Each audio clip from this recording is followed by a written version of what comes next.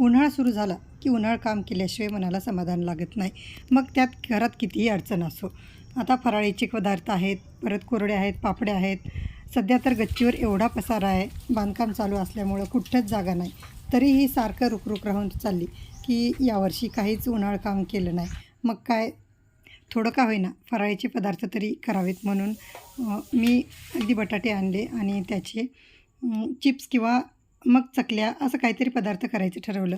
मग आता चिप्स तर केलेले आहेत, अगदी थोड्याशा म्हटलं चकल्या पण कराव्यात आणि त्याच्यासाठीच मग बटाटे उकडून घेतले आणि जे प्रमाण असतं त्या प्रमाणामध्ये सगळं एकत्र करून वर गच्चीवर तर जागा नाहीच आहे, पण अगदी थोड्याशा कोणत्या तरी कोपऱ्यात का होईना जागा केली आणि या पहिल्या शेवग्याने मला काही त्या चकल्या जमत नव्हत्या म्हणून मी दोन्ही हाताने जे प्रेस करायचा असतो तो शेवगा घेतला आणि त्या शेवग्याने अशा सगळ्या चकल्या घालून घातल्या. चकल्या पण खूप सुंदर झाल्या होत्या.